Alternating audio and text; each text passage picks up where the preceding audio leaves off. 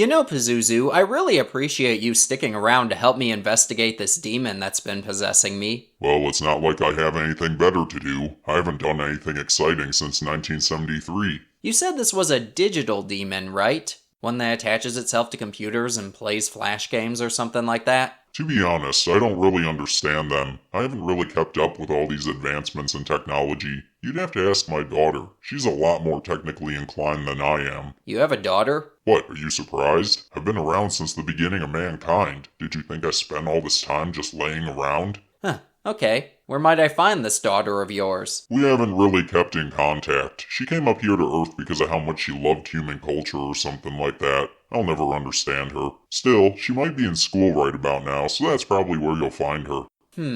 And what school might the daughter of a demon god go to? Whoa, everyone seems like some kind of monster here. What is that thing? I get that reaction all the time. Hey, you, can you tell me where I might find a girl who looks like a Mesopotamian demon?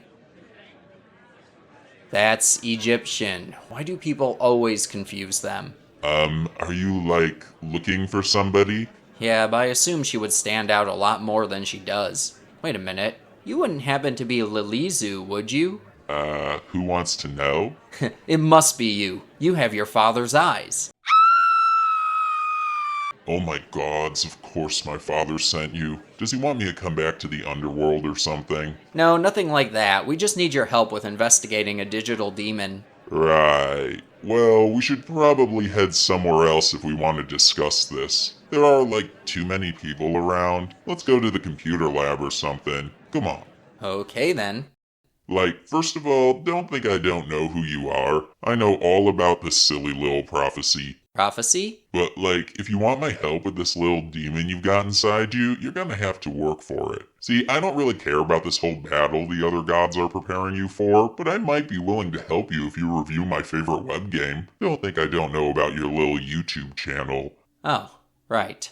Well, if we're in the computer room, I guess I can make a video. School seems to be closing now, so let's hope this doesn't go until midnight. Let me guess, you get possessed by this digital demon at midnight. Wow, you really do know how these things work. So yeah, let's get this show on the road. Monster High is a line of fashion dolls made by Mattel that came out in 2010. It had a web series, a series of movies, video games, and a Nickelodeon show that aired in 2022. It's an extremely popular franchise, and it's easy to see why. It follows a group of girls that attend a high school where everyone's a monster. It has some highly extensive lore, too. You also have to appreciate all the ties to folklore and pop culture that are used to make some of these characters. There's a lot to appreciate here. So with a series as expansive as this one, it's to be expected that it had its share of web games. One in particular that I found to be especially involved is Great Scarrier Swim. And yeah, the series is loaded with puns like that. Like they perform in the Clauditorium or eat in the Creepateria. These can be amusing. This was made by Floor 84 Studio, and you might recognize them from the countless popular games they made throughout the 2010s. They've made a lot for major corporations such as Lego, Disney, and Mattel, so this is no exception. This is based on the TV movie Great Scarrier Reef, which came out in February of 2016. We even get a little recap in the game itself. For full context, Lagoona's a really good dancer, but she freezes up whenever she dances because of her stage fright. During an incident, she gets tangled up on stage, and it becomes a big meme on the internet when Toralei posts about it. Hold on, she got 6 billion views on this? She's more famous than most internet celebrities. However, it's unflattering, so she doesn't like the fame. It's okay, Lagoona. I'm embarrassed by the thing the internet knows me for, too. So Lagoona uninvites Toralei to a party, but Toralei shows up anyway and they get into a scuffle. Toralei falls into the strangely glowing pool, so Lagoona goes in to rescue her and they get sucked in. Along with a bunch of their friends that try to pull them out, they get teleported to the sea and turned into ghoulfish, so now they have to find their way back. This kicks off the game. Listen to the very upbeat music we're greeted with.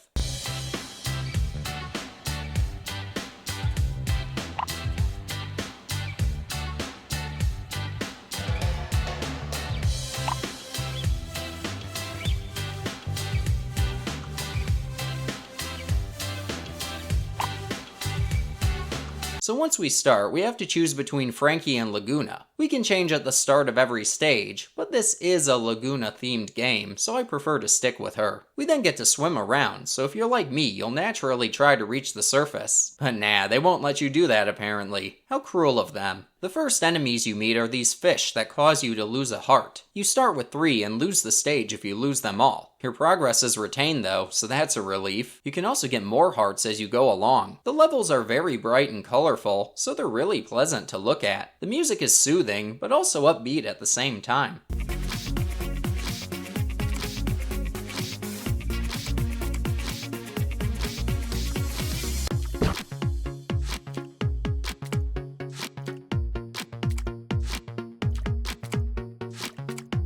You can also grab coins throughout the stage, but they aren't essential. You don't even need to grab them all for a 3-star rating. I also love how this bubble shows you collecting one. They just assumed you wouldn't know what to do with them. And ooh, we can go down here for a ton of them. They even thought to include secret areas in this game. That's impressive. Then when you clear a stage, you get a... oh no. Oh, the flashbacks. Oh, the memories of Musa. Oh no, It's okay though, the rhythm game section is actually pretty easy, and as you can see, there are achievements you can unlock in this. They're neat if you want to try and get them all. They aren't too hard to get either. This isn't the most complicated game in existence. But in level 2, we're faced with a few new obstacles. Make sure you avoid these big spiky things, and be mindful of these geysers that shoot bubbles from the top. Sometimes you have to wait for them to blow before you can pass. Eel the music, But every 2 stages are divided into different locations. The first 2 were in the underwater gardens, while these next 2 are in Great Scarrier City. It's like we're going through the plot of the movie. We even get to see some buildings in the background now. Everything's darker too. And uh-oh, geysers are shooting spears. That's a really scary concept. This is a very pretty game though. I like all the glow effects that contrast with the darkness. Though the next stage is Spear Geyser Hell. Now that sounds like a nightmare. Unfortunately, you have to have patience to get through this stage, so it isn't very good for someone like me. And once you're out of here, you have to slowly drift down through a region of spikes. A killer fish is waiting for you at the bottom too. And uh-oh, there's another one. And it's even harder than the first. They're really amping up the difficulty now. Let's hope we can manage ourselves as we head into the darkest deep. Anyone who knows me knows that one of my deepest fears,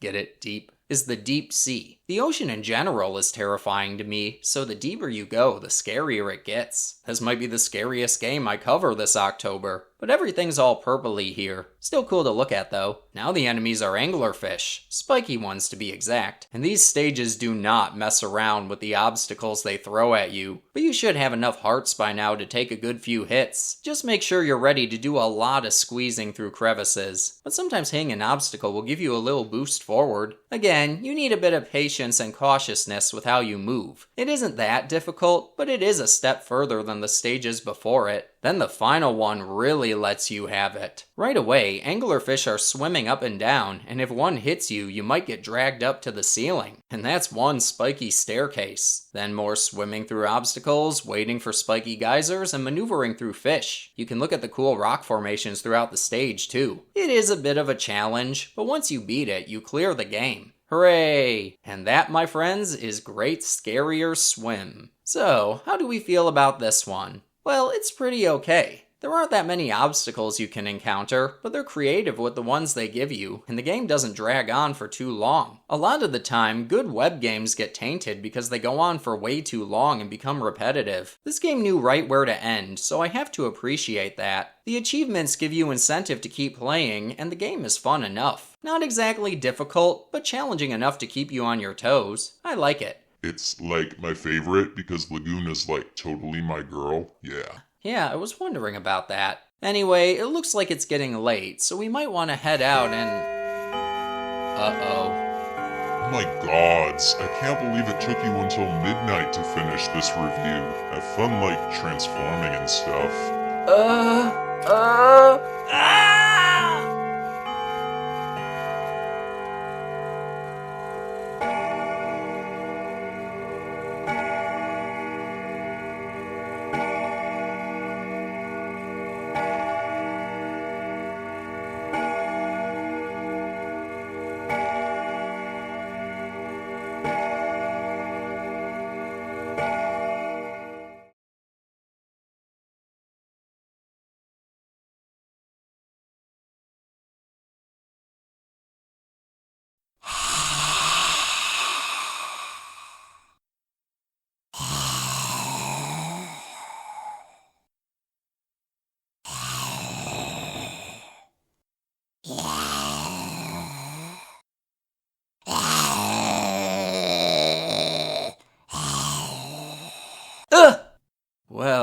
felt a little different. That was, like, totally weird. Was that the demon? Yeah, I get possessed by things every so often. That's the digital demon we're trying to investigate. Gotcha. I guess I can, like, help you out because you totally impressed me with your gaming skills. So, like, digital demons inhabit computers that are within a couple 100 feet from where they died, like, as humans. So by finding their bodies and doing some kind of ritual, you can, like, communicate with them and stuff. Huh.